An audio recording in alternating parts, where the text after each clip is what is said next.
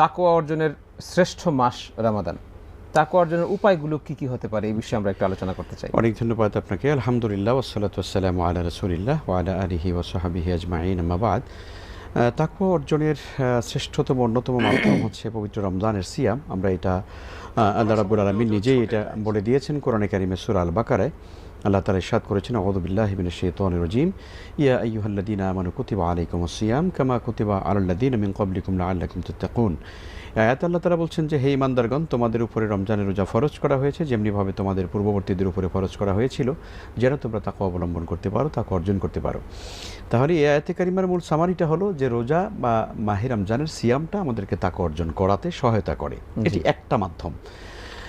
তাকওয়া অর্জন করার আরও অনেক মাধ্যম আছে। তার মধ্যে দেখুন, সালাত, যেটি আমরা আল্লাহ রাব্বুল আলামিনের জন্য আমরা সালাত আদায় করি, ঈমানের পরই যেই সালাতের আমাদের বিধান রয়েছে আমাদেরকে পালন করতে হয়। এই সালাতও কিন্তু মানুষকে সত্যিকারে আল্লাহ রাব্বুল আলামিনের তার সাথে একটা গভীর বন্ধন, সম্পর্ক এবং তার সান্নিধ্য লাভের সুযোগ করে দেয়, এবং বান্দা অন্তরে তাকওয়া অবলম্বন করতে পারে বা হৃদয়ে তার পরিশুদ্ধ হয়। সেই জন্যে আল্লাহ সুবহানাহু ওয়া তাআলা কোরআনে কারীমে ইরশাদ করেছেন, ইন্নাস সালাতা তানহা আনিল ফাহশাই ওয়াল মুনকার। নিশ্চয়ই নামাজ বা সালাত মানুষদেরকে অশ্লীল কাজ থেকে ফিরিয়ে রাখে। তো অশ্লীলতা থেকে যখন মানুষেরা ফিরিয়ে থাকে তখনই তার ভিতরে তাকওয়া আসে, আলহামদুলিল্লাহ। আর সেই তাকওয়াটা আসার একটি অন্যতম মাধ্যম হলো সালাত। তার মানে হচ্ছে সালাত আদায় ছাড়া তাকওয়া অর্জন করা সম্ভব না। দেখুন দর্শক, একটা কথা বলি, আমাদের সমাজের মধ্যে অনেকে এরকম বলে থাকে যে আমি নামাজ না পড়লে কি হবে, আমার ঈমান ঠিক আছে। এরকম একটা কথা কিন্তু আমাদের সমাজে প্রচলিত আছে, নামাজ না পড়লে ঈমান পাক্কা। নামাজ না পড়লে ঈমান ঠিক থাকে না। পরিষ্কার কথা। আপনি যত বড় ভালো লোক হন না কেন, যত বড় আমানতদারিতা, যত বড় ন্যায়বান ইনসাফপূর্ণ লোক, আপনি কোনোদিন অন্যায় করেন না, কিন্তু আপনার নামাজ নাই তো আপনার ভেতরে দিনদারি নাই, আপনার ভেতরে ঈমান নাই। পরিষ্কার কথা। আল্লাহ তাআলা কোরআনে কারীমে এইটা বলেছেন যে ঈমানের পরই নামাজের জায়গা, এবং হাদিসে তো বলাই হয়েছে, বুনিয়াল ইসলাম আলা খামসিন, শাহাদাতি আল্লা ইলাহা ইল্লাল্লাহ ওয়া আন্না মুহাম্মাদার রাসূলুল্লাহ ওয়া ইকামিস সালাহ। অর্থাৎ ইসলামের 5টি স্তম্ভের মধ্যে প্রথমই হলো শাহাদা, আল্লাহ তাআলা এক এবং অদ্বিতীয়, এটা শাহাদা, সাক্ষ্য দেওয়া। আর দ্বিতীয় নম্বরে হচ্ছে নামাজ কায়েম করা। কাজেই একজন ঈমানদার মানুষ ঈমানের পরপরই তিনি নামাজ আদায় করবেন, এটাই হলো তার দায়িত্ব। এখন সেই দায়িত্ব পালন না করে তিনি যদি মনে করেন যে আমার ঈমান ঠিক আছে, তাহলে এটা ঠিক না। এ কথা আমাদেরকে পরিহার করতে হবে।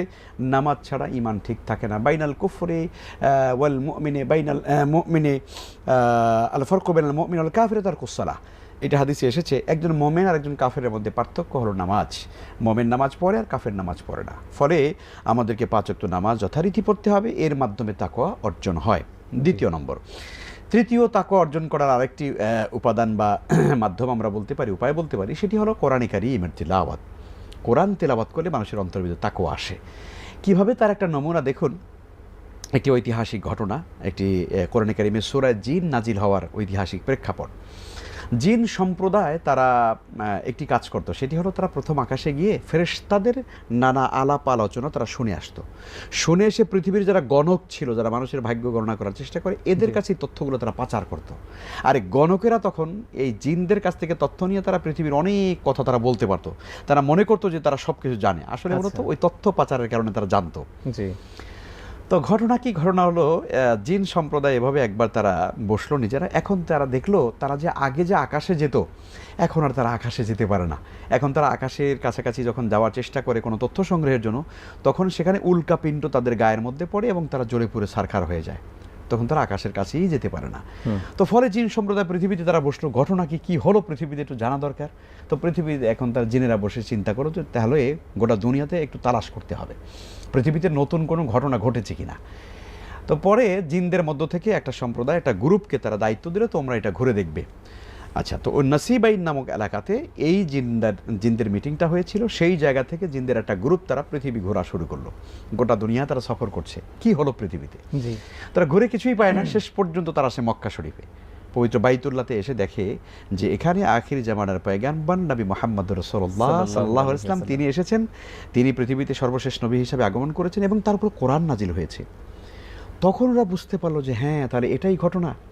এই শেষ নবী পৃথিবীতে আসছে এবং কোরআন নাজিল হয়েছে বলেই আমরা প্রথম আকাশের কাছে এখন আর যেতে পারি না। যাই হোক, তারা এটা বোঝার পরে তারা দেখলো যে রাসূল সাল্লাল্লাহু আলাইহি ওয়াসাল্লাম তখন রাত্রিকালীন নামাজ পড়ছেন, কোরআন তেলাওয়াত করছেন। তখন এই জিনেরা কোরআন তেলাওয়াত তারা শুনতে লাগলো। পেছনে দাঁড়িয়ে দাঁড়িয়ে কোরআন তেলাওয়াত শুনতে লাগলো। তারা কোরআন তেলাওয়াত শুনতে শুনতে এতটা তারা মুগ্ধ হয়ে গেল, তখন তারা বলল যে ইন্না সামি'না কোরআনান আজাবা, সূরা জিনের মধ্যে এই আয়াতে কারিমা আছে। তারা বলল যে আমরা এক আশ্চর্য কোরআন শুনেছি, ইয়াহদি ইলার রুশদ, যে কোরআনে কারীম মানুষদেরকে হেদায়েতের দিকে পরিচালিত করে, আমরা এরকম এক আশ্চর্য কোরআন শুনেছি। তখন তারা বলল, তারা তাদের নিজ কওমের কাছে গেল, বাকি জিনদের কাছে গিয়ে তারা বলল ফা আমান্না বিহি, আমরা তার উপরে ঈমান এনেছি, আমরা নবীর উপরে ঈমান এনেছি, কোরআনের উপরে বিশ্বাস করেছি। দেখো এই আশ্চর্যজনক কোরআন। তো এই ঘটনা আসলে প্রমাণ করে কি? এই যে ঐতিহাসিক ঘটনাটা অনেক লম্বা, আমি সংক্ষেপে বললাম। এই ঘটনাটা প্রমাণ করে যে কোরআনে কারিমের তেলাওয়াত শুনলে পরে মানুষের ভিতরে ঈমান আসে, তাকওয়া আসে, আল্লাহর ভয় আসে। এটা কিন্তু এই ঘটনা প্রমাণ করলো। এবং হযরত ওমরের ঘটনা তো আমরা জানি সবাই, যে তিনি কাফের অবস্থায় তার বোনের বাড়িতে গেলেন, তাদেরকে কিছুটা শাসন করবেন, কিন্তু গিয়ে দেখলেন যে সেখানে তার বোন ফাতেমা এবং তার ভগ্নিপতি সাঈদ তারা কোরআন তেলাওয়াত করছে। তখন তিনি শুনতে চাইলেন, দেখতে চাইলেন, তখন তারা তাকে তেলাওয়াত করে শোনালো, এবং এই কোরআন তেলাওয়াত শুনে হযরত ওমর রাদিয়াল্লাহু তাআলা ঈমান নসিব হয়ে গেল। তো এভাবে করে বোঝাই যায় যে কোরআন তেলাওয়াত করা, কোরআন তেলাওয়াত শ্রবণ করা, এটার মাধ্যমে মানুষের তাকওয়া আসে, আল্লাহর ভয় আসে। কাজেই রমজানের সাথে এই তাকওয়ার যে কোরআনে কারিমের যে কি নিবিড় সম্পর্ক, এটা আমরা বুঝতে পারি। জি।